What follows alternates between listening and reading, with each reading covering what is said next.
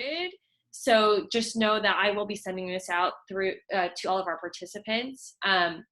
But the first housekeeping rule I wanted to review was that we will be taking questions throughout the program. So please keep your questions relevant to the programming.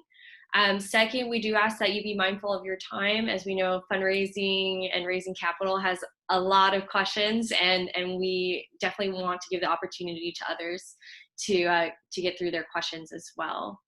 And then lastly, I'll be taking questions in the chat if you don't feel comfortable unmuting yourself, but we do encourage you to unmute yourself, and also encourage you to be on video as well, just to bring some community into the session today. But with that, I'll go ahead and pass things on to Anthony. Thank you. Thank you, Jess. It's a pleasure to be here, and welcome everyone.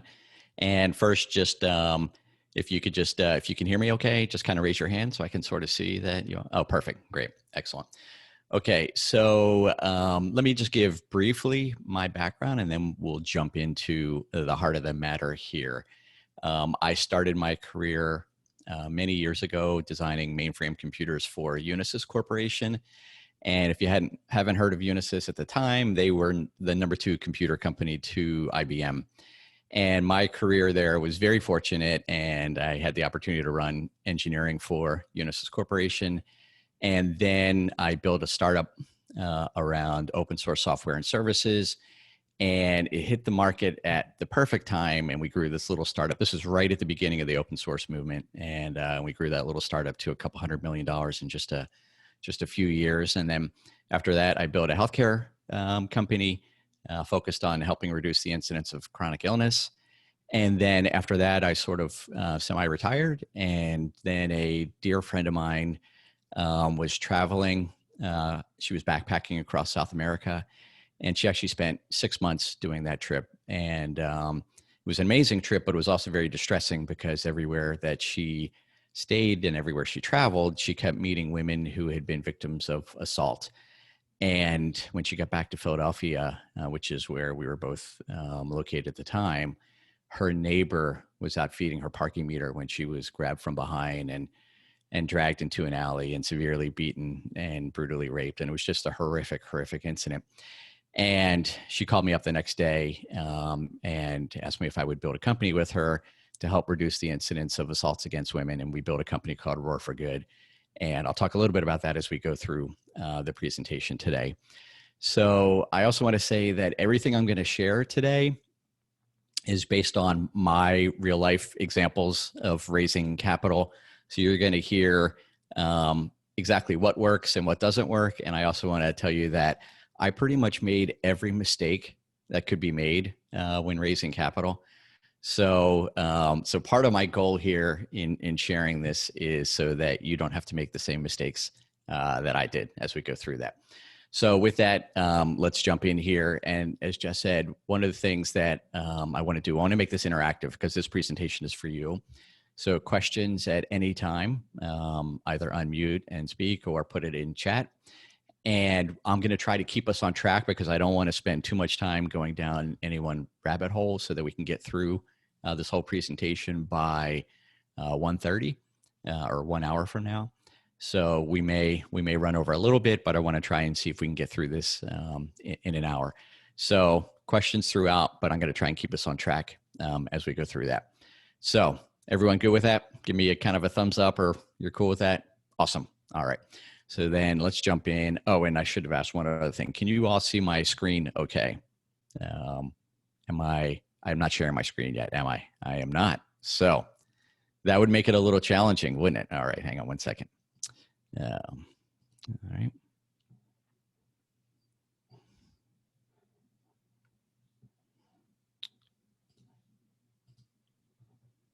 Okay, there we go. Can you see my screen okay now? Terrific. All right, thank you. So what I'm going to get into, and I guess since you missed it, I didn't really have any slides before it started. So what I want to start here is, and I'm arranging this so I can see the chat at the same time that all of you, I can see you, I can see the slides, perfect. Okay, so where I want to start, and I'm sure many of you who are entrepreneurs can relate to this, that I want to start with what entrepreneurs stress about. And obviously, we stress about the development of our product, whether it's a product or a service. We're thinking about what is it that we're building, and what do we need to do to build that? What do we need to do to make that happen, to make it successful, and so on and so forth. And then perhaps most importantly, something that people will buy. In other words, product market fit, that we have something that actually people want and they will pay for to get that. And finding product market fit is one of the biggest challenges, because we fall in love with the idea of what we build. We put a lot of blood, sweat, and tears into it. But if we don't have good product market fit, in other words, if there isn't a strong market demand for it, if we can't create a strong market demand, then the startup isn't going to be successful. Clearly, the team and the culture who we have around us can be a big source of stress, and it's a big piece of whether a company is successful or not. And then to make all that happen, of course, is having the capital to give us enough runway to do all those things that we want to do. So these are the things we stress about. We're going to focus our time today on that last point, sufficient capital, and how we do that, how we go about that. Okay. And again, just to remind you, if you have a question, either throw it in the chat or just unmute and just call out, because I can't see all of you. I can only see, I guess, the most recent images on the screen. So yeah, if you have a question, just unmute and just shout out, and we'll go through here. Okay. So with that, let's jump into raising startup capital. All right. So I want to talk a little bit about the pitch deck, and you need a pitch deck to present to investors, a pitch deck to clearly articulate what your company's about. And the most important thing with a pitch deck is that you need to quickly, very, very quickly and succinctly convey a very strong value proposition. So what is the value proposition? Well, basically, first thing first, you need to clearly identify for the person that you're speaking with that there's one of two things. Either there's a really strong pain point, or there's a really big opportunity. One of those two things. That what's going to interest investors is that you have something that can either clearly solve a pain or can clearly realize an opportunity. And you know that you're conveying that if, when you're talking about the pain or you're talking about the opportunity with an investor, you kind of see their head nodding up and down like, yeah, I totally understand. I totally get this. I totally resonate with this. So I would say one of the most important pieces of your pitch deck is that you need to clearly and powerfully convey the sense of pain or the opportunity that you're solving there. Second point is that you need to show that not only does this pain exist, or this opportunity, but it hasn't been either solved, the pain hasn't been solved yet, or the opportunity hasn't been realized yet. In other words, this is an open space. We got this pain, and no one has adequately addressed this yet, right? Until now, obviously, until we've come along with the solution that we have, the product or the service that we have. The third point is you want to show the traction, that you have traction. Now, an obvious question is, if I have a startup and I'm just getting started, how do I show traction? What does traction look like? We'll talk about that, how you convey that in the early stages of a startup as we go through some of these fundraising things. But obviously, sales are the most relevant source of traction. But if you don't yet have sales, then you want to be thinking about what are good proxies for sales. And I'll give you examples of that in a moment of what that could look like. So strong pain or opportunity, no solution exists until now. We have traction, or here's how we're going to get traction. Here's what we're doing to demonstrate traction. Next is, and there's a great ROI. ROI is return on investment. In other words, you, Ms., Mr. Investor, you're going to put this money in. Here's how I'm going to return this. Here's how it's going to scale and grow quickly. So you want to obviously have a strong sense of what the return is. Now, you would not put in a pitch deck, especially in the early stages, what that return is going to look like. You're not going to say we're going to, your investment is going to triple in 3 years. You're not going to be able to say those types of things. However, it's good to know in the back of your mind that in general, when investors are investing in a startup, they're looking for anywhere from 3-4 times to 10 times their investment. So in other words, if I'm within a few year time frame. Now, this is a really broad, rough estimate that I'm throwing out there, but in general, an investor is thinking, if I'm going to put $10,000, $1 million, whatever it is into this, I'd like to at least triple That's kind of the baseline. And generally, it's probably more like 4x that within a few years. And the more that you can show, the better. And obviously, I shouldn't say obviously, the higher up you go the value chain of investors, in other words, VCs, venture capitalists, are going to be looking for a much greater return on investment than angels typically are. So depending on the stage of where you are and the types of investors that you're pitching to, that's what they're going to be looking for. Now, having said all that, you're not going to say what the ROI is in the pitch deck. That'd be inappropriate at this stage because you don't know. But you want to be aware that this is what investors are going to be thinking about, what they're going to be looking for. And then the next point is we are the team to make this happen. So the strong pain point that hasn't been realized yet. Here's the traction that we have or that we're going to get. It's a great investment opportunity, and this is the team, or even if it's just me, I am the person to make this happen, and here's why. So those are the key elements of there's a few more I'm going to get into in the next slide, but those are the key elements of a really strong pitch deck. Let me just pause just for a minute. Any questions or comments on that any of you have or want to make related to this?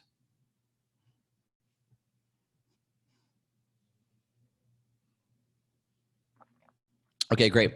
Does this make sense what I'm saying so far? Kind of give me a nod or a thumbs up, or any of those of you I can see here. Okay, terrific. All right, so then in addition to these types of things within your pitch deck, it's important that your business model be believable and scalable. So what's your business model? Your business model is how you're going to make money. So you want to show that, and you have to show in your pitch deck how you're going to make money, how this you're going to this invested capital is going to help you to make money with your business. You need to have a clear understanding of exactly who pays, why they pay, how often are they going to pay. Are they paying one time? Is it a subscription? If it's a subscription business that you have, what kind of churn rates do you have built into this? All these sorts of things have to be very believable that your business model can work, and it has to be scalable, that it actually grows over time, that it's not just a flat line sort of thing. An investor is not going to be interested in a business that is flat. They want to see something that scales, and obviously scales pretty substantially. Second point I want to make is that the financials that you include in your pitch deck, and you do need to have some sense of financials. The financials would be basically, what are your typical expenses? What are you going to use the investment money for that's coming in? And what kind of revenue are you going to project with how you're going to run the business? Your financials that you have in your pitch deck need to be believable. Now, I put an asterisk on there because most investors know that entrepreneurs are generally very enthusiastic and optimistic and believe that they can achieve what's known as hockey curve growth, which is kind of like a curve that looks like this. So that can scale very rapidly. So most investors expect to see a little bit of hype in how quickly you believe you can grow. Nonetheless, it's still your financials still need to be believable. The next point I want to make, which is very, very important, is a really good assessment of the competition. So your pitch deck wants to also convey, here's who's doing what.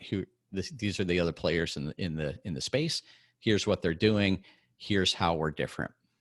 If you pitch to an investor and you say there are no competitors, we have no competitors, in general, that's not necessarily a positive thing. That's generally viewed as kind of a negative thing, because investors won't believe that if it's such a great idea, someone else would have already thought about it before. Now, there's always exceptions to that, but by and large, the general rule is there will be competitors, and to the extent that you can identify them and adequately talk about and understand what they're doing and how you're different, that goes a long way in your presentation. And as part of that, you want to be clear on what your secret sauce is, what makes you different. Because if you don't have any secret sauce, if you don't have any competitive advantage, and I'll say sustainable competitive advantage, then an investor is going to ask the question, why couldn't somebody else do this? If the barrier to entry is so low, why couldn't somebody else do this? And they're going to be more reluctant to want to invest.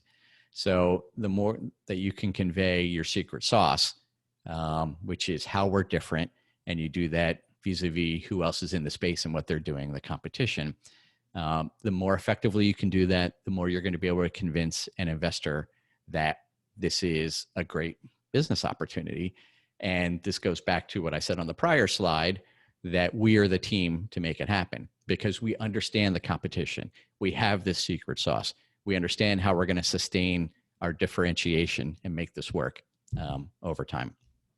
Oh, by the way, I should also say, for all of you who have signed up with your email, you can I'll send you a copy of this slide deck. So you don't need to write down what's on the slide. Just take notes on your thoughts about it, but I'll send you the slides.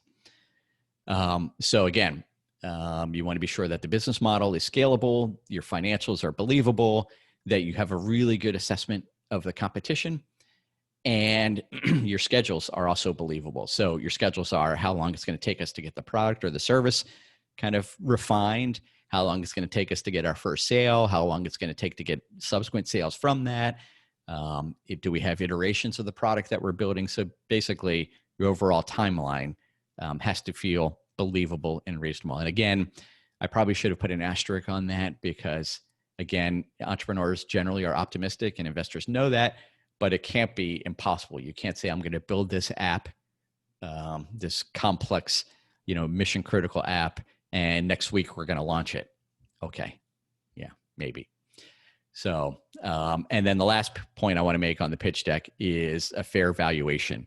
And what I mean by that is when investors are investing in your business, they're investing at a certain valuation. In other words, you're saying my company is worth X. And so let me just make up a number and say my company's worth $1 million. And so let's make it really easy.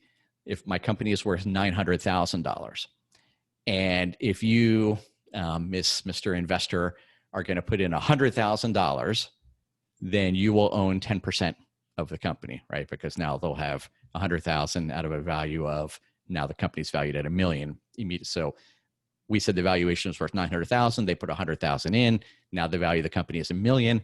They own 10% of the company. So you need to have a fair value for the company for the stage that you're at, because that will determine the amount of equity or ownership that the investor has as part of that investment. So let me pause here. I'm sure there must be questions around this, and to give me a chance to drink a little coffee and tea here. Fire away. This is for you. I have a question. Sure. Having been through this once, the most difficult part was on what basis to project rate of sales growth. Mm-hmm. So what would be the expectation of an investor? He's going to say, what was the basis? What is the basis for your projection of sales growth? Certainly in the early years. I mean, real world data is really difficult to come by. Sure is. Could you comment on that, please? Sure. So you're absolutely right. And what's your first name? Vince. Vince. Thank you, Vince. Great question. So one of the important things is how you can show your sales, how you're going to scale sales. But if you don't have sales, or if you have little sales, what's a fair way to show how we can scale that? And that's what I was talking about before, of the best thing that you can have is existing sales. And you can talk about, here's how hard it was to get this first sale. Here's how we project the next sale, why it's going to be shorter, what we're going to do, the process we're going to put in place to make that easier. And as a result of these sorts of things, here's how we're going to be able to scale that. If you don't yet have your first sale, then you want to look for a proxy for that. And I'll give you a quick example. I'm going to jump ahead a little bit on one of the slides. I'll leave the slide where it is here, but I'll tell you a little bit of what I wanted to say on one of the slides, which is when we first had the idea for Roar, what we built was a device that it was a piece of wearable technology that if you had a button on it, and if you press the button, it would emit about a 92 decibel alarm, and it would send your GPS coordinates to emergency contacts to get help. But before we had a product, before we had any sales and just had an idea, how could we get a proxy for what sales would look like? And so what we did was we took a prototype, and I'll talk about how we built that prototype as part of some of the early steps coming up here. We took a prototype and we basically went onto the streets of Philadelphia, into subway stations and coffee shops, and we talked to people. We went up to total strangers and basically tapped them on the shoulder or cornered them on the street as safely as we could. And we said to them, we're making this safety device, and we described what it was, and we wanted to get a sense for how many people just kind of said, I wouldn't use that. A sense for how many people reacted that way, to the other extreme of, holy crap, that's awesome. Where can I get that? And so we use that as a proxy, and I'll talk more about that coming up. But you want to look at what proxies for sales can we get? What are things that, while they're not direct sales, they sort of are indicators for the kinds of sales. So it's a way that you sort of think through how you could do that, and what that could look like as you grow your business, of what those sorts of things are. So hopefully, Vince, that gives you kind of a little snippet of it, but it's as much art as it is science. In fact, at this stage, it's more art than science. But the more that you can think through how we can show what proxies for sales are, the better you'll be able to be. Another example is there was a team that wanted to build, this is many years ago, they wanted to build an app to help do shopping for people. So basically, it was an app that would, this is way before the days of Instacart and these sorts of things, but it was an app that you could, type in what you want, and then someone would actually do the shopping for you and deliver it to your house. And they had no idea whether there'd be interest in that. And so they couldn't project what their sales were like directly. But here's what they did. They went into supermarkets and they just stood in aisles and they talked to everyone they could and basically said, hey, we're building this app to do X, Y, and Z. Would that be something you'd be interested in? And they just had clipboards and took this, and they used that as a proxy. Now, is it perfect? Of course not. But is it better than nothing? Absolutely. Way better, because they're actually out there talking to people and what it could be and using that for that. Okay. Any other questions? Hi. Great question, Vince. Hi, Anthony. So if you, in fact, do not have like any kind of direct competition, would it be fair to use, I guess, whatever is similar to what you have out there? I mean, Yes. that's kind of what my problem is. Sure. In a small way, I guess. For sure. I can totally understand. And one other thing I should also say, I don't know if you are any of you who are members of 1776. So I'm a mentor there at 1776. And one of the things that I'm passionate about is helping other people scale their business.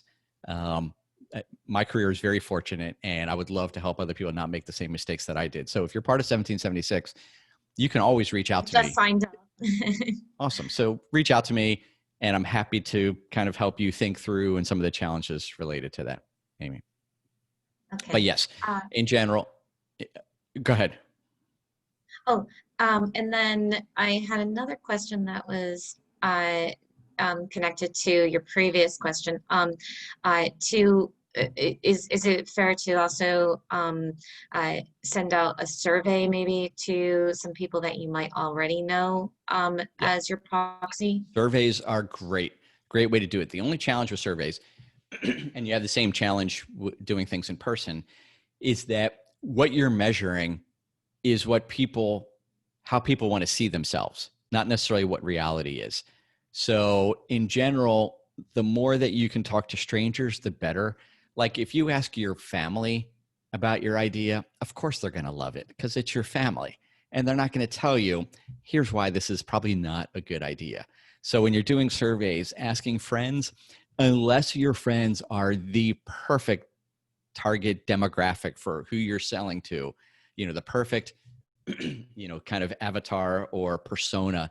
Generally, it's good to have an ideal, like who is the ideal customer who's going to buy this, and to think through what is that persona, what do they like, where do they go, how do they shop, how do they think, how do they feel.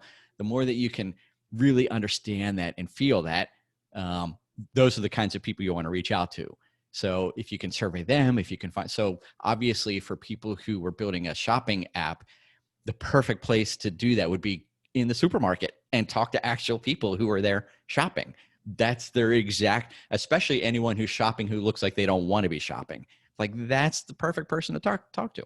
So same thing, find the perfect persona for the pain that you're solving or the opportunity you're creating, and find ways that you can reach them. And I'm going to give you a great one coming up when I get to crowdfunding and why I'm a big fan of crowdfunding. That help, Amy? Yeah, yeah. I apologize for interrupting you before you were going to finish the previous thought. I'm wondering what that was. Sorry, you were going to say something, then I cut in to ask you the second question. Holy moly, I can't remember 5 minutes ago, right? That's jeez. Okay. Well, I do remember. All right. Well, I do okay, remember. good. So you had asked if you don't have like direct competition, I would challenge you to think about that more. But yes, if you really don't, like even Google, when they came out with their search, even then at the time, there was Alta Vista. There were so many other people who were playing tangentially in the search space. Yes, no one was doing PageRank like what Google and Sergey had really come up with, but they still had competition. So yes, find the most relevant tangential competition you can as part of your thing to do. You don't want to go into investors and say, we're making a car. Everyone's riding horses. We're making a car. A car? What is that? Trust me, everyone's going to want to drive one. Okay. Yep. So yeah, find tangential competition as best you can. All right. So getting back to our pitch deck. Any other questions on the pitch deck here? Oh, another thing I want to make is this should be a slide deck, and you want to have it be as short as possible. It shouldn't take you more than 5 to 10 slides to be able to convey these what I put on these 2 pages here: the pain, no solution exists till now, traction, we're the team, and these sorts of things. Forget about writing an actual business plan. Those days are long gone. You want to do it as a pitch deck, and it needs to be concise, right? There's no investor is going to sit through a long pitch. The other reason why you want to make it concise as well is you want to be able to articulate this in what's known as an elevator pitch. And an elevator pitch is simply your value, why you're doing what you're doing, in less than 30 seconds. And it's called an elevator pitch, as if you're riding an elevator with a potential investor from, a top floor to a bottom floor, top floor. You have 30 seconds to get them like excited. How do you get someone excited? You hit on their strong pain point, and again, to the point where they're nodding their head up and down. No solution exists until now. We got it. We're the team that can make it happen, to the point where they're thinking, wow, I want to learn more about this. And that's the goal of the pitch deck, is to get them to want to learn more about this. Your pitch deck is not going to result in somebody saying, okay, here's a check. Sounds like a great idea. That's not going to happen. The goal of the pitch deck is to leave them thinking, damn, this is a great opportunity. I believe in the team, or I believe in the entrepreneur here. And I'd like to sit down with them and go deeper into this, because I very well may have an interest in investing in this. That's the goal of the pitch deck. So it needs to be hard hitting, concise, and powerful. And if you don't have a strong elevator pitch, if you can't condense all that down into 30 seconds, you need to keep working on it. We struggle with that at Roar for a while. Initially we said, when people, our elevator pitch was, we're building a safety device that can help reduce assaults, and it emits this 90 decibel alert. It does this other thing. And it's just, you could tell it wasn't really kind of hitting with any punch, until we said, we're making a safety device that can help save lives. That's it. Now you have people like, what? And now their brains are churning, and now they want to know more. What do you mean can help save lives? And that's what a good elevator pitch does. It leaves them like, ooh, this is interesting. Tell me more about this. So again, you never, ever want to start your pitch talking about features. You want to start your pitch talking about pain, major pain that people can relate to. So when we say a device that can help save lives, no one would not think, wow, I want to learn more. Even if they don't believe it, you've hooked them. And that's the key. An elevator pitch has got to hook somebody, your target investor. And it doesn't have to hook every investor, because not all investors are going to be aligned with your business. And one of the things I'll be talking about later is you want to be sure that whatever investors you bring into your business are 100% aligned with your vision and what you care about. Because when you raise money, that's the honeymoon stage. Everything is great. People want to be in, and raising money is very easy to do. Even in environments like this, the first time I raised funds was in the recession of 2007, and it was a piece of cake to do it. Not because of the recession. It's always easy to raise funds when you do these things that I said, of you have a very strong solution to a compelling pain point. So, and again, remember, everything that I'm telling you is from me making all the mistakes the hard way and realizing that didn't work. Ooh, that didn't work. Ooh, this is what works. And now that I have on the other side of the table, now that I'm an investor, I realize, wow, I wish I had known all this all those years ago.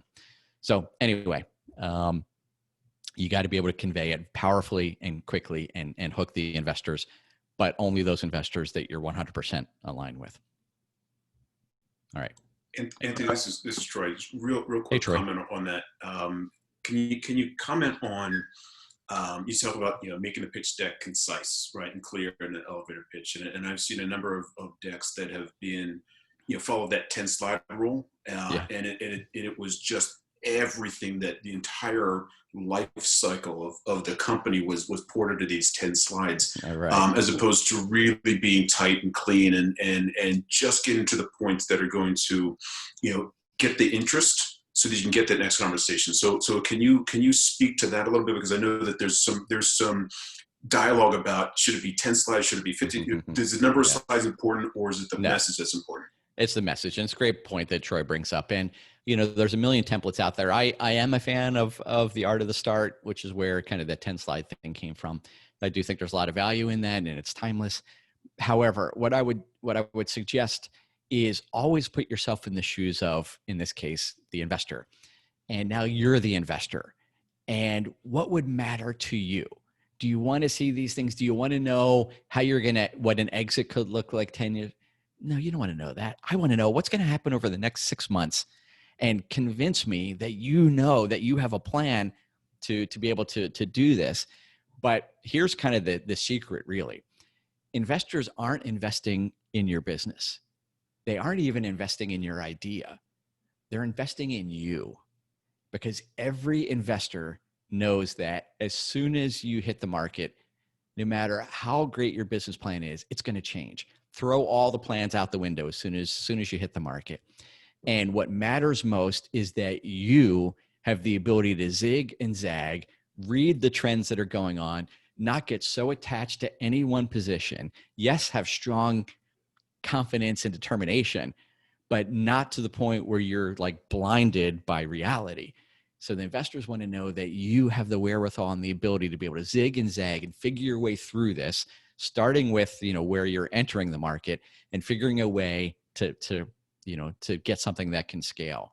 And so your pitch deck is less about being exact, here's how we're going to be able to do this, and more about conveying, wow, this team or this person really has a good feel for the business, for the market. And they're not at all thinking, yep, they got that slide, yep, check mark, they got that one, yep, they got that covered. It's not it at all. You need to move somebody. And the way you move them is they have to believe, you have to have the passion. They have to believe you have the passion, and they believe that you have the intelligence to be able to figure your way through this, because it's hard. You all know, you're either, you already sense it now, or you've already been through this before. It's hard and lonely as an entrepreneur, even if you have a whole team around you, because the market doesn't always respond the way that you expect. And you need to be able to have a really strong guiding North Star that keeps you going.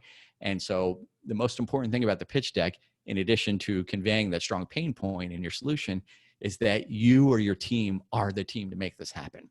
And the team to make it happen is not just, yes, we have these credentials, yes, we have this history. It's that passion. It's that we're going to figure a way through it. And here's examples of what we've done in the past when we've hit roadblocks, of ways we've worked around that before, that leave investors thinking, ooh, yeah, they're good, or she's good, whatever. That makes sense, Troy? Cool. All right, so let's move on here. Again, any questions you have throughout that aren't answered, hit me up later. I'm happy to answer them. Okay, so here's what we're going to walk through over the next half hour. We're going to walk through these sources of, these are the primary sources of capital. So first is yourself, your sweat equity, and I'll get a walk through each of these. So this is a quick high level, then we're going to dive into each of these. Friends and family, business plan competitions, startup accelerators, grants, economic development organizations, crowdfunding, angels, VCs, and banks. The asterisk on VCs is that generally for early stage, you're not going to be talking to venture capitalists because you're too early. VCs aren't interested until you have a much larger, at least emerging growth scaling company. And the reason I put an asterisk on banks is because banks are not the best. Yes, you can get money from banks, but it's the least friendly, business friendly way to run your business, because basically a bank's not going to give you, for every dollar that a bank is willing to lend you, you already have to show that you have that dollar in equity, in liquid equity that can cover it. Well, if you or assets that can cover it. And if you already have the assets, then you don't need the bank loan. So, and banks are very, very conservative, and they're not in the business of funding startups. Now, I'm not talking about some of the COVID sources of capital that banks are offering that's kind of off to the side, but it is worth looking at. So when I'm talking about banks, I'm talking about traditional bank loans. It's not a good way to fund your business. Okay, so with that, let's jump into each of these. So first is yourself, your skin in the game. This is really important for a couple of reasons. One, investors want to see that you have money, that you've invested some of your own capital. It's very important because no one wants to be the first investor in. And it's not enough just to have sweat equity. You want to show that you have real skin in the game. You've taken actual money of yours and put it in. And believe it or not, deferring salary is not the same. It doesn't carry the same weight as actually putting money into the business. So if you said, yeah, I've been working at this for 6 months and I haven't taken any money, that's not the same as I actually took a $20,000 check from my personal checking account and invested it into this business account. I've invested cash into this. You might think, well, isn't it, sort of the same thing? Yes and no. It makes a difference from a perception perspective that you put your own cash into it. And the amount of cash is as less a factor as it is that you've put hard-earned cash into this business. The other thing that putting your own cash into the business does is it forces you to very quickly drive to your minimal viable product. Because when you have your own skin in the game versus other people's money initially, you generally work a lot harder and a lot more focused because it's your money. And you want to be sure that you're wisely allocating that capital to the right things. So for us, in the case of Roar, as an example, we took a few $1,000s initially, and we hired a graphic designer to help kind of walk through what some designs for this piece of wearable technology could look like. I should have brought one with me today, but I didn't. I'm sorry. So we hired a graphic designer, I should say an industrial designer, really, to help us develop what that could look like. We went through lots of different iterations of that. Then when we had that, a few that we liked, then we hired the Drexel. I'm a Drexel University graduate. We hired the Drexel machine shop to machine out some housing for us for this device, this wearable device. And we did some 3D printing of some plastic molding that would go over top of the housing. And all that cost us a couple $1,000s to do it. But what did that give us? Now, that gave us an actual thing. Granted, it was totally fake. It was a Drexel machine shop thing, a 3D print. But it gave us something that we could go onto the streets and into coffee shops and subway stations and walk up to people and show and get real feedback on, here's what we're building. And it was a great MVP. Of course, we couldn't sell it, but we could definitely get a proxy for sales with it because people could touch it, think about whether they would wear it, where they would wear it, how they would use it. We could see where their fingers would go. It was just great for so many different things. And we funded the whole thing. And again, how much was it? A couple $1,000s. I mean, it wasn't extraordinary, but the fact that we did all that, by the time investors came in, they sort of see that and say, I like the way this team works. I like the way they operate. And it's a great way to kind of start to build traction, because that is traction. Again, it's not sales, but it's definitely a proxy for sales for what we did there. Okay. I'm going to keep flowing here. So I'm going to rely on all of you to kind of unmute and interrupt with questions. But again, remember, this is all for you.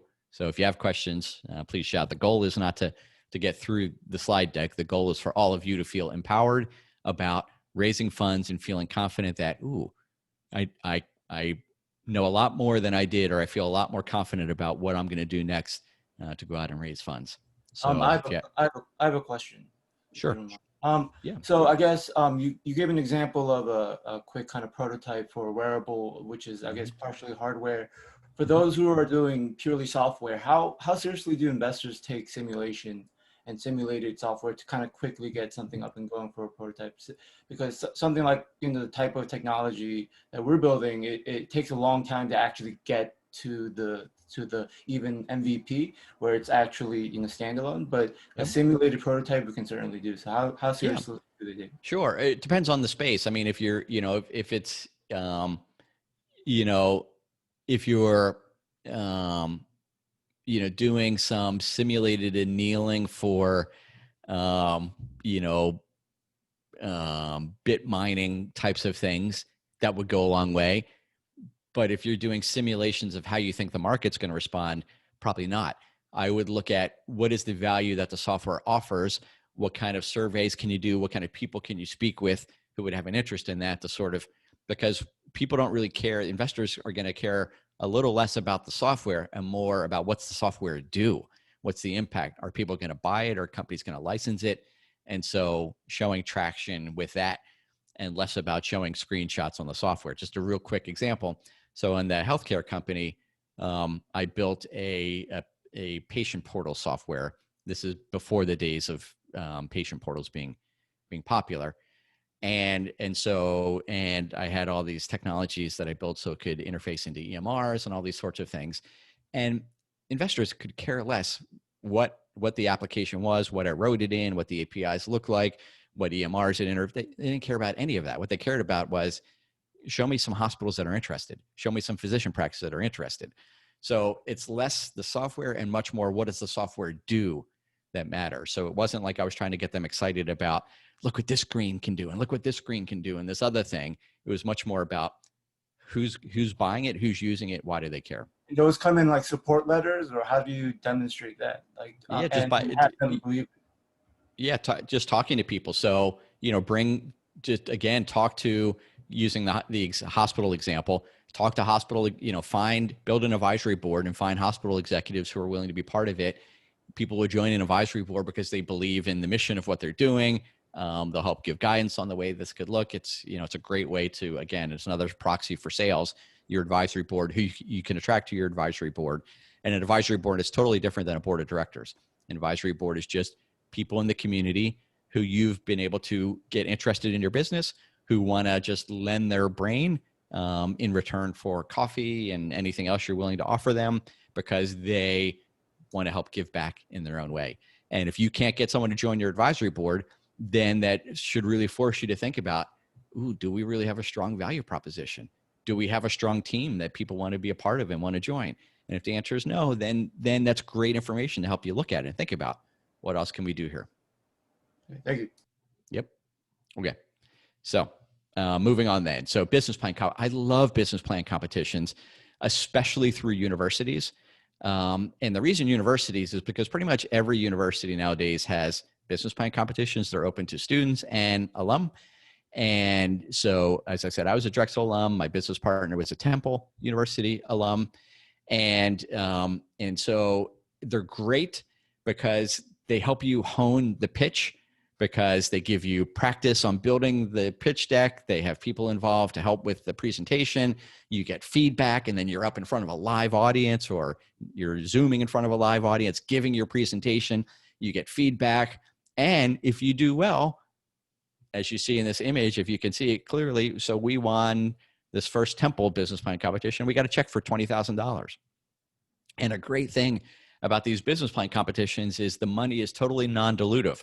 So Temple didn't get any equity in return for this. It's just a check for $20,000 that we got that went straight into our bank account, and we never had to pay back, didn't have to give up equity for it. And as I said, it's great because it gives you the experience pitching. You get great feedback, and pretty much every university, I shouldn't say pretty much every because I haven't studied every university, but I can tell you pretty much every university in Philadelphia has business plan competitions that do this, and they actually, give out cash as a result of it.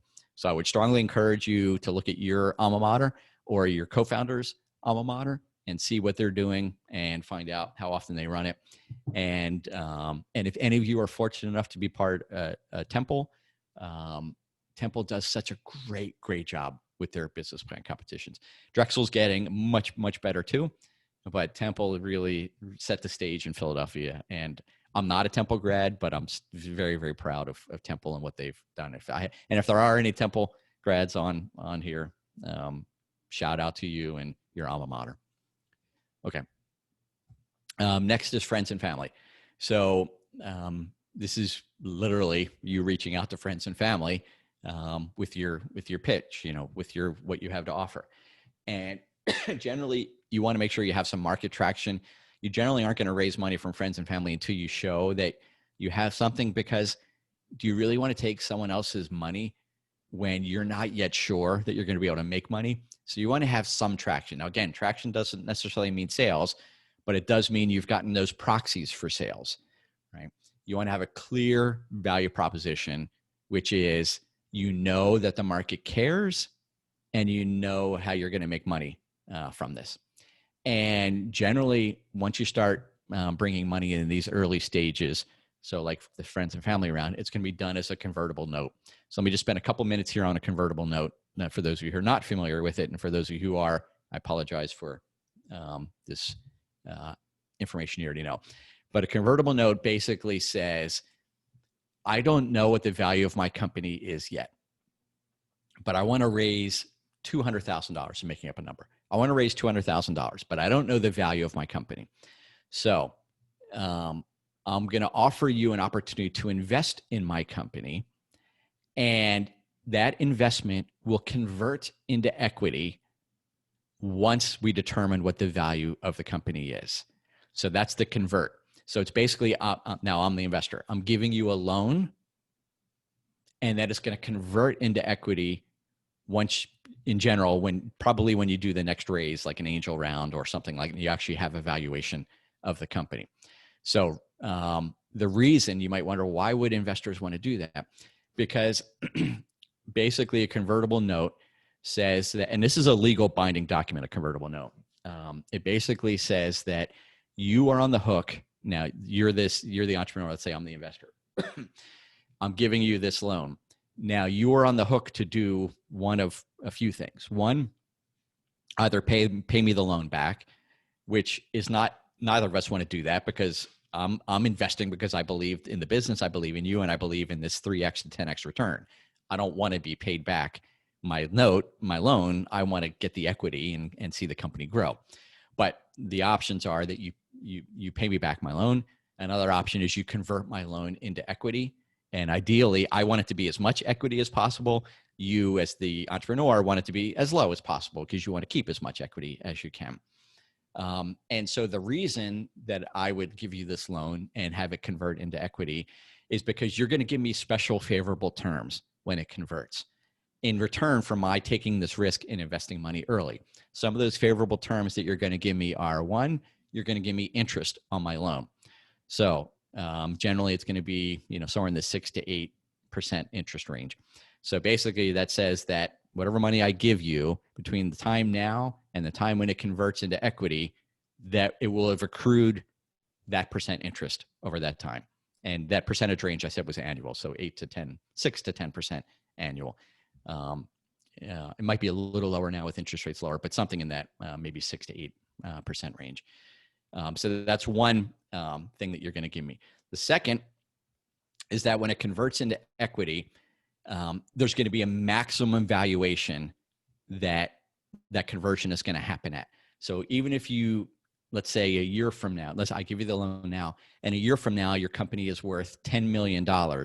Well, we agreed when we did the convertible note that my conversion would be done as if the value of the company were $2 million. So now I would have much greater equity than I would if it converted at a 10 million valuation. And so that's what's known as a max capitalization. So basically I'm investing, you're telling me the max capitalization is going to be 2 million, and that doesn't change the value of your company a year from now. It just changes the amount of equity that I get for taking the risk of investing early.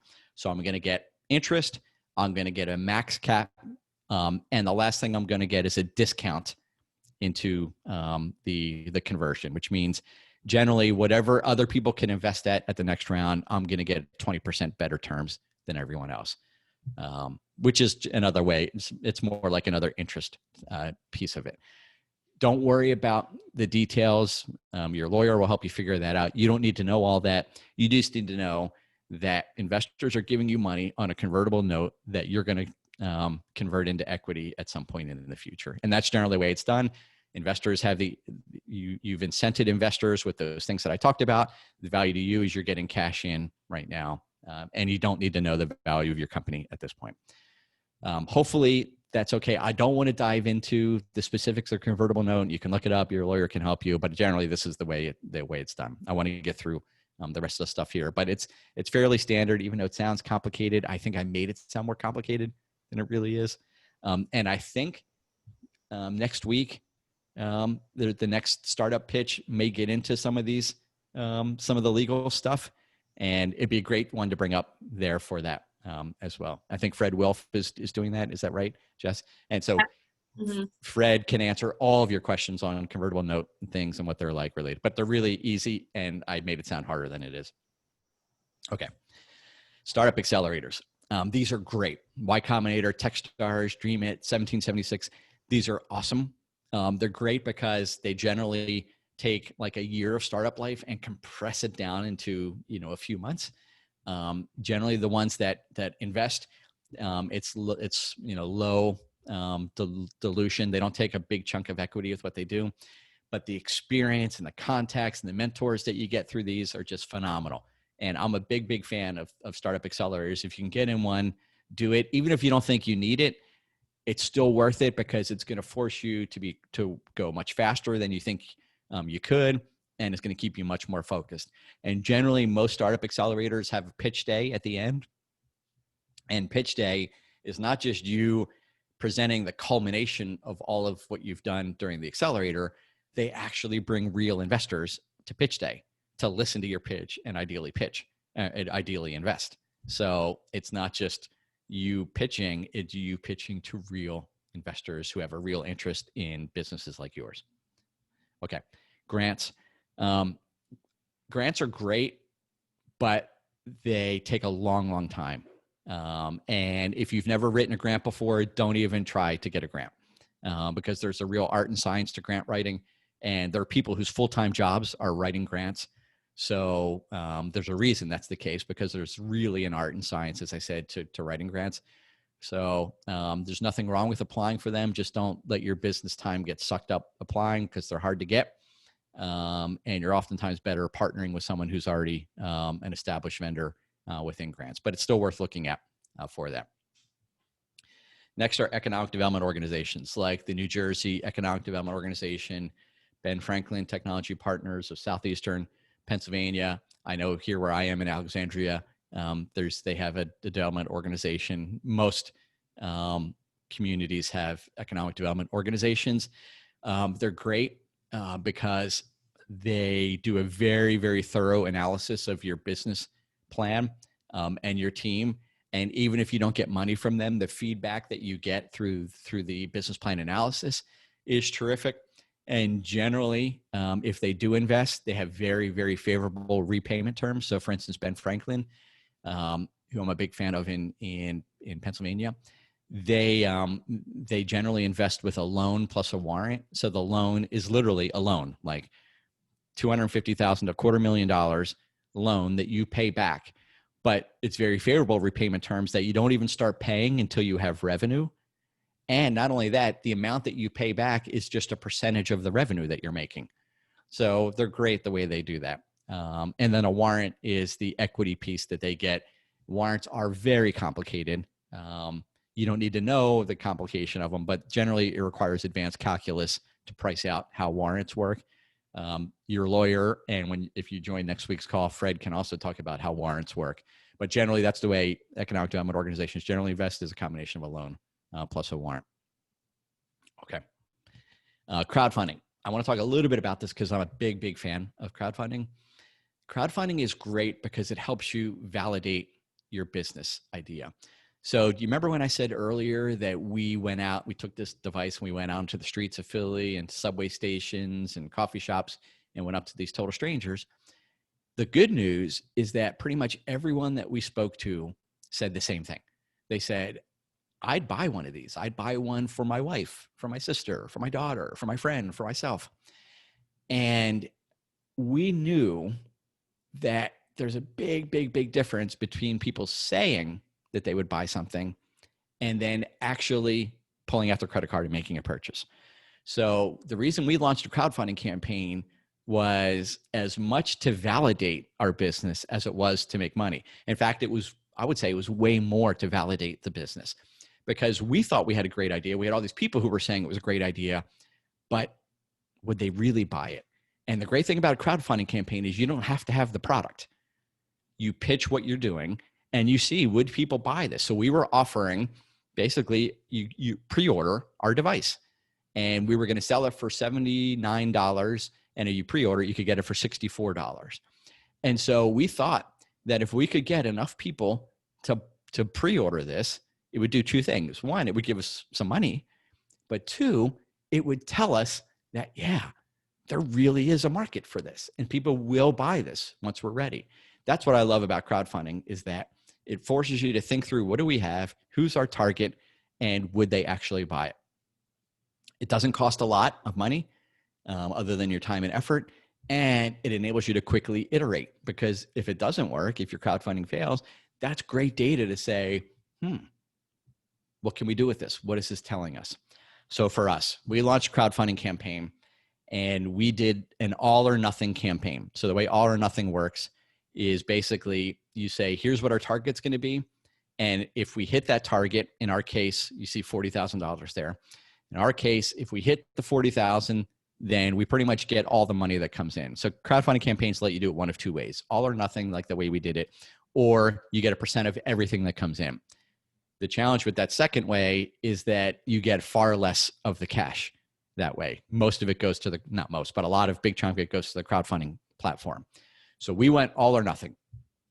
And truth be told, our original number was 50,000. So we thought if we could do, and it's a 1 month campaign, if we could do $50,000 in pre-order sales, that would really tell us that there's a market for what we're doing here. And so we put our page up, we made our video. I'll talk about all this in a minute. Put all this work in to launch our campaign. And it was 2 a.m. and we're about to hit the button to launch the campaign, to go live on Indiegogo. And Yasmin, my business partner, and I, we looked at each other and we thought, do we really think we can do $50,000? And we chickened out and we dropped it to $40,000 at the last second, which is why you see 40,000 on there. So 2 a.m, you hit the button. Actually, it was, I think, 2:23, I think it was. Hit the button, launched the campaign. And 3 other team members, 5 of us there, we're like, all right, high five, we did it. Let's go to sleep.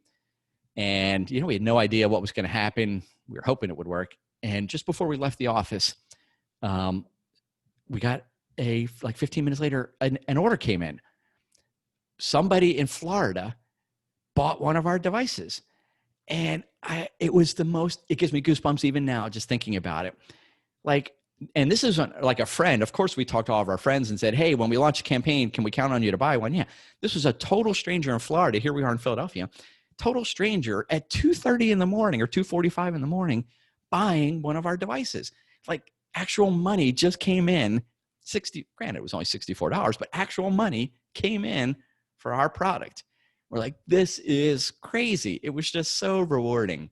And then all hell broke loose, because a day later, we had over $40,000 in pre-orders for our device. By the 11th day, we had over $100,000 in orders for our device. By the 22nd day, we had over $200,000.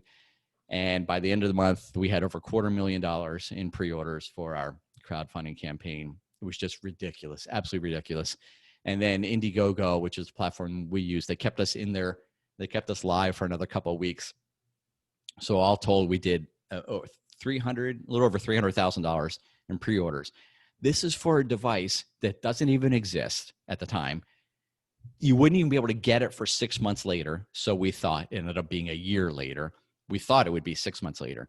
So something you could even get for 6 months later, $300,000 of people come. Clearly, we knew we got something here. This is why I was such a huge fan of crowd, because if I had given the same presentation to you and the number was 0, I'd probably be just as excited. All right, maybe not just as excited, but I still would be excited to say we learned so much about why people did not buy it, because we learned so much about why people did with this. So anyway, I'm a big fan of this to validate your business. And obviously, if it works out well, like ours did, you can get, a lot of funds from that. So a couple of things I would recommend if you're going to go the crowdfunding route, you have to have a very, very targeted message.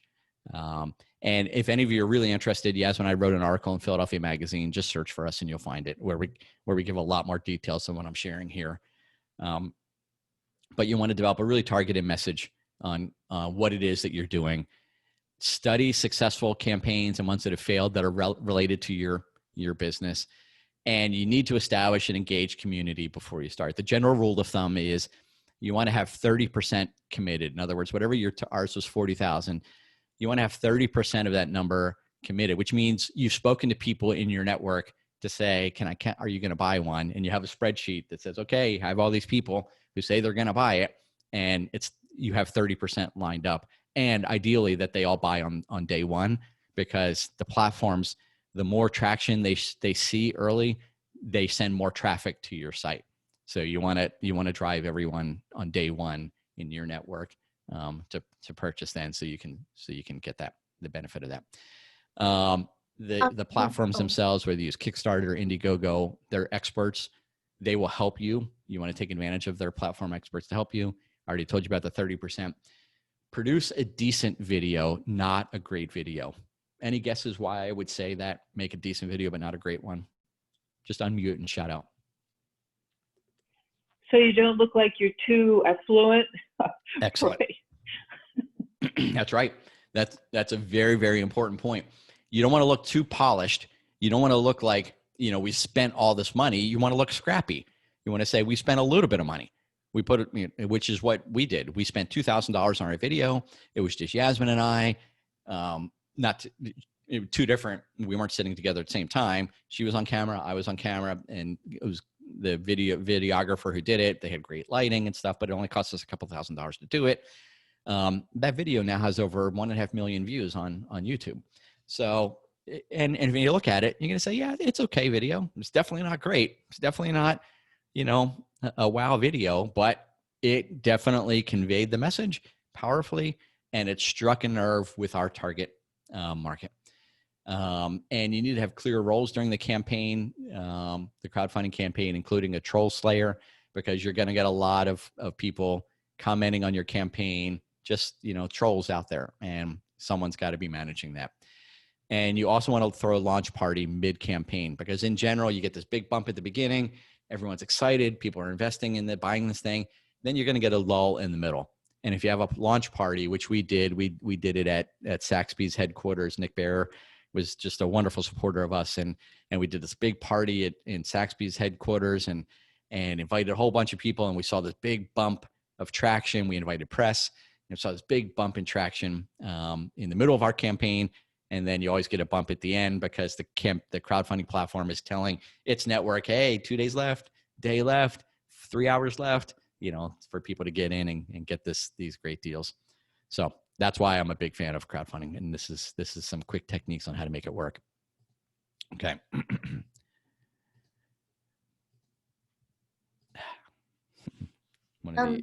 Can we ask any question? Okay. You can. Do you think that crowdfunding works for mobile or web-based applications? Absolutely. Yep. Okay. Yep. And so you're. Oh, sorry. Yeah, you're giving people either early access to it, certain benefits, insider benefits, but there are other ways.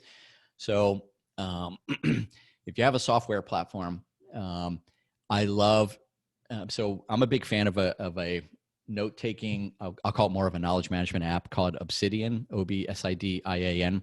And by the way, I'm a big fan of it. I don't own the company, so I'm not pitching it to you for any other reason other than I'm a big believer in the product. And their model, they're still in beta, is basically they're giving the product away for free. And as an early user, you get all these great features, but they also offer these levels, like as an insider, and you pay a certain amount to become an insider. You get releases early. You get direct access to the developers to say, here are some of I'd love to see these kinds of changes in there. So they're managing their community in such a beautiful way. The way they're handling this, it's just a great company, great developers, great community, and they're making money. I don't know how much money they're making because, again, I'm not on the inside, but I am one of the investors isn't the right word. I'm one of the supporters of that because I believe in it in the model. And I would say anyone who's starting a software product, take a look at what Obsidian's doing, both as an actual product to use as well as a company that does things, I think, the right way for that. So yes, you can look at crowdfunding, but I would also look at what companies like Obsidian are doing as ways to kind of launch their software. And it's obsidian.md. It's a markdown editor for anyone who's in that space. Is that okay, Amy? Great.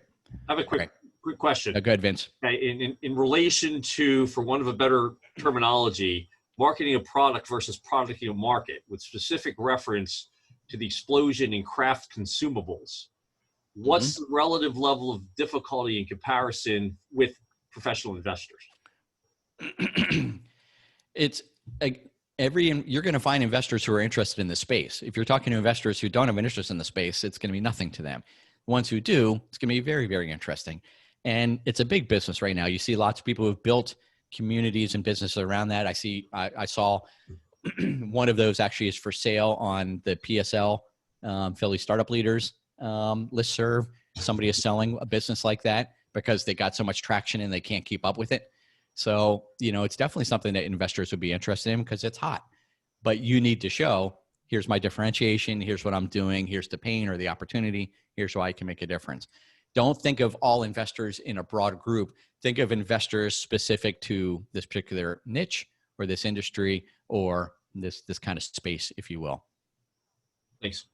Yep. Okay. Anthony, can I ask a question too? And this is kind of overall with regard to the funding sources you've reviewed thus far.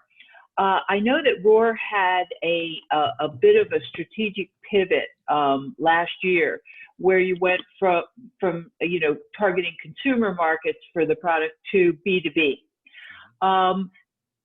Is there any added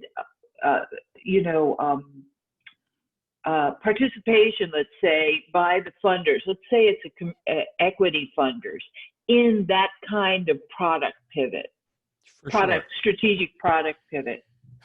That's why I said earlier, you really want to get investors who are aligned with you and your vision and your passion.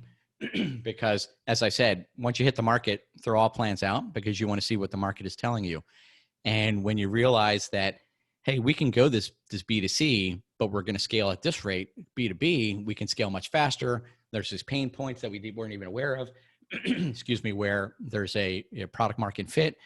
And so those are the kinds of discussions you have with investors to say, hey, we're thinking about this. We think this makes sense to do this. You have these discussions back and forth. You bounce ideas. Excuse me. And see, this is why you all need to ask more questions because I need to be drinking more tea here. But great investors are ones who we're in this together. We're sitting around the table, kind of scratching our heads and looking at data and listening to you, the founder and CEO, on your vision, and we want to support you and help you. If we, the investors, are running it and telling you what to do, that's not a good sign, right? So, but what we, the investors, want is you to be running it and us to be able to bring in networks and connections and guidance, but that's why you brought us in. The flip side of that is if you bring in investors that you're not aligned with, it's going to be miserable when you need to pivot, when things aren't going well, because then they're going to be telling you, I need you to do this. You need to talk to so-and-so. Why hasn't this happened yet? And you're going to be going to bed at night feeling even more pressure, not just the pressure of trying to figure your way through the market, but now the pressure of, oh my goodness, now I have this disgruntled investor, and how am I going to manage this? And it just feels, as I said, it's lonely at the top as an entrepreneur. It's very lonely. And you need your guiding North Star to always fall back on, to say, this is why I'm doing what I'm doing. I believe in this, and this is what we're doing. And you need to be sure that the investors you bring in are similarly aligned. They don't have to have the same passion that you do, but they absolutely positively need to have the same alignment that you do. And I'll give a real quick tangential story. We only have a few more slides left anyway, so we're close to the end. One of the investors that we spoke with, potential investors that we spoke with at Roar, excuse me, we were having a discussion with them, given the pitch. And have you ever had a conversation with someone where you knew you weren't connecting at all? Like you're talking to them and it's like a stone, like there's no head nodding, it was none of that. It was just pure, like, we're not getting through at all. And in the middle presentation, Yasmin pretty much just asked the guy, do you have a daughter? And he said, I do. In fact, she's in college. And we said, wouldn't you want her to have one of these devices? And he said, nope, I bought her a gun. And this isn't a discussion on handguns or anything like that, but it's a discussion on alignment between what your vision for the company is and the kinds of investors you want to bring in. So independent of whether we, agreed or did not agree with that being a good strategy, clearly there wasn't a good alignment from here's where this business is focused, here's where his interests were focused, and it wasn't alignment. And so it just didn't make any sense. So we ended the meeting right then because there was no point in continuing there. Does that make him a bad investor? Of course not. It just makes him not a good fit for the company that we were trying to build. And that's why you want to be sure that you find investors who are so aligned, with what you're doing related to that. And there's so much money sitting on the sidelines right now that wants to be invested. The market's doing well. There's plenty of money. So don't believe that everyone who wants to offer you money, you have to take it. You don't want to do that at all. Find investors who are 100% aligned with your mission and your vision of what you want to do. Thanks, Anthony. That's very helpful. Okay. All right. So on crowdfunding, the last thing I want to say is the press can be very helpful. So leverage the power of press, reach out to any press tell the press what you're doing, get them involved. They'll be very helpful. Okay. So angels, this is kind of the top of the ladder of early stage investing. So angels, these are individuals and groups, individuals who have amassed some sort of wealth and they want to use their wealth to invest in startups. And generally there are also angel groups that invest. And the great thing about angels, just like the economic development organizations, they do a very, very, very thorough analysis of your business plan and your leadership team. They will also invest as a convertible note, like we talked about before. And I'm not going to walk through examples, but there are plenty of angels. I know certainly in Philadelphia and down here in DC, angels and angel groups. Yes, it's true that most investors over the last 5 years actually 10 years in this region of the Northeast have moved up the value chain, meaning that they want to see revenue before they invest and not as much pre-revenue investing. It's getting better. And I think it'll continue to get better. But yeah, angels are great group to target. But again, you want to be sure of the alignment with the people that you're bringing in with your business. VCs are after you already have at least 1 million in trailing 12-month revenue. So that means $1 million a month, minimum coming in. You already have it proven. And generally, it's usually a lot more than that, but you don't even think about talking to them. And I wouldn't put an asterisk on that because that's not really true. It's actually good to be talking with VCs, but not when you need their money. You want to talk to them to say, hey, I'd love to get on your radar. I want to tell you what we're doing, what we're about. And when we're ready, I would love to be able to come back and show you, here's all the things I said I was going to do. Here's all the things that I've done. So there's nothing wrong with getting on the radar of VCs that you're interested in, but don't go to them asking for money because it'll make you look naive. Like, why are you coming to ask us for money? And I say that from personal experience when back in the days of, if any of you are old enough to remember MySpace. So back in the days of MySpace, I had an idea for a company that would become Facebook. Everyone had an idea for a company that would become Facebook. I was one of them. I happened to have an opportunity to give a pitch to Kleiner Perkins on that pitch. And I was not at all prepared for that. I was way too early, and it didn't go well. It didn't go well for many reasons. One of them was because I did the presentation in the U.S. Airways business lounge of Logan Airport, and right in the middle of my presentation, Steven Tyler from Aerosmith walked in with this whole entourage and totally blew the place up. I'd love to say that was the reason why my pitch was terrible. That's only a tiny sliver of it. It's because I was way too early and I should not have been speaking with Kleiner Perkins at that point in time. Don't go talk to VCs unless it's just to say, hey, I want to get on your radar. I want to get you excited about what we're doing and tell you who I am. That's a good reason to talk to VCs early. Okay.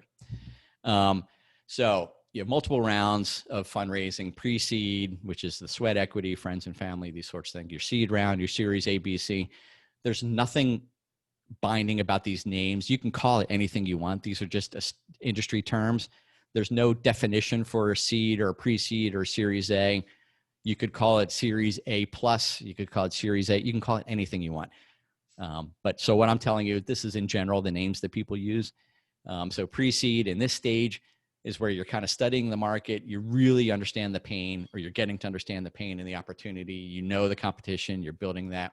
And you're building your MVP. That's what's going on in the pre-seed stage. In the seed stage, you've got your established MVP, you've got a viable business model, and now you want to convey that to investors. And what's the best way? I'm asking all of you now, what's the best way to get a potential investor interested in your business? Any guesses?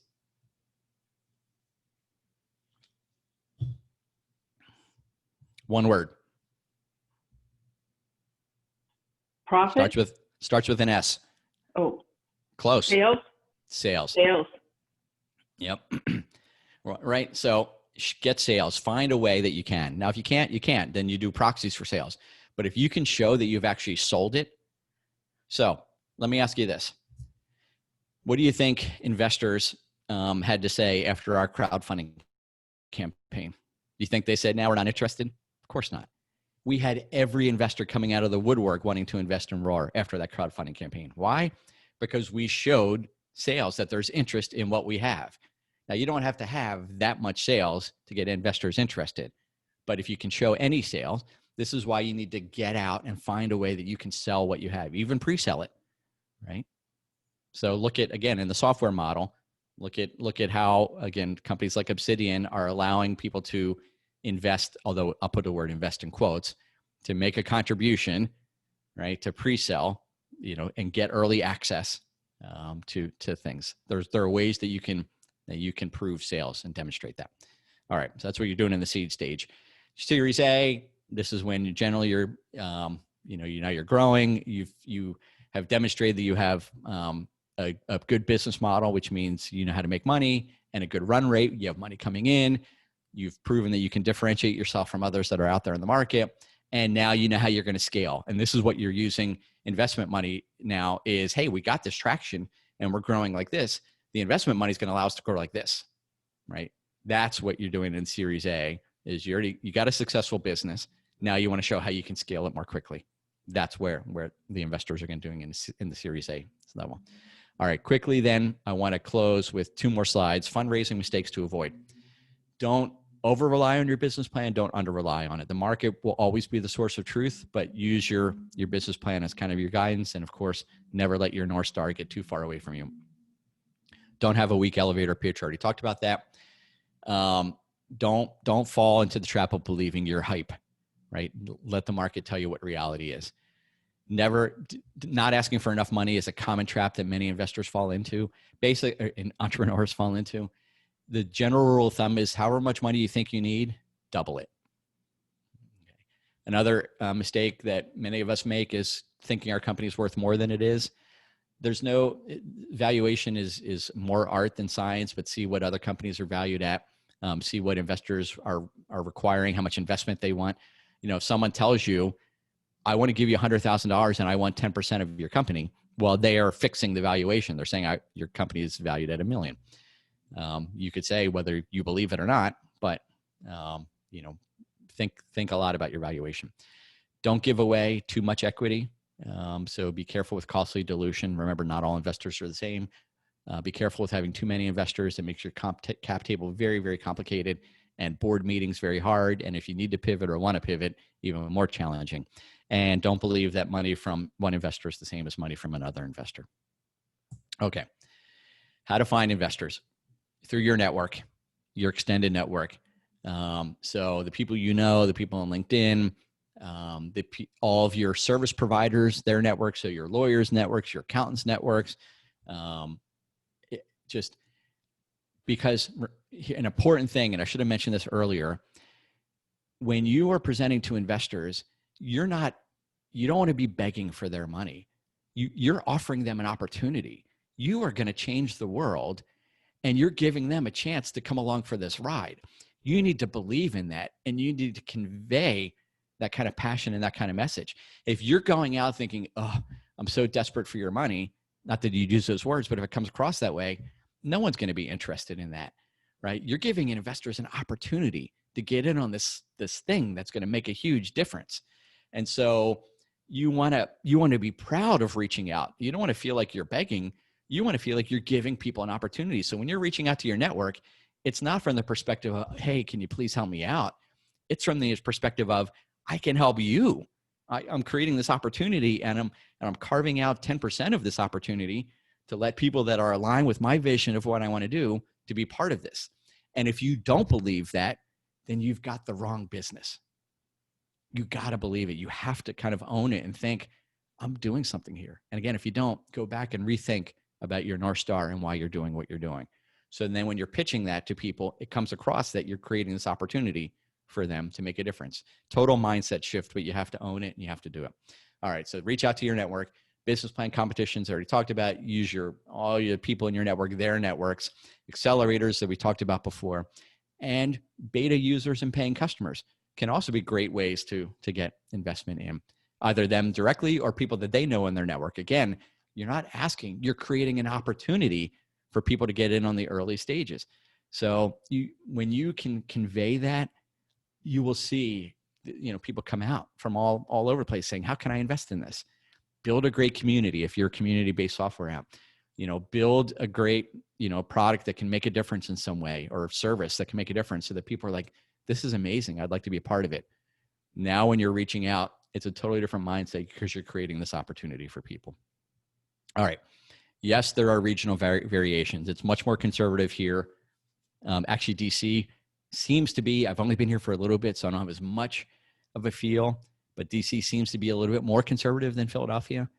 But combined, DC and Philadelphia are both way more conservative than New York City, Austin, and the West Coast. Just the nature of the regions where things are, and where, the accessibility to startup capital. So just where things are, but there's still plenty of it. And using these and all the money that I raised for all my companies were all in the Philadelphia region, all here in the Northeast. So I did not have to go elsewhere to bring funds in. And the funds, across the various companies, were at least $10 million in funds raised through non-VC, all early stage funds for my various companies through these types of things.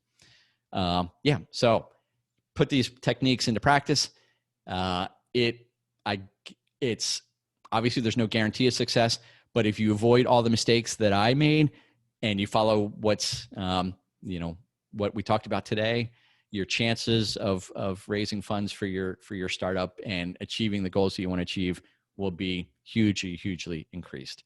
So I hope you found this helpful, and thank you all for your time today. Thank you so much, Anthony.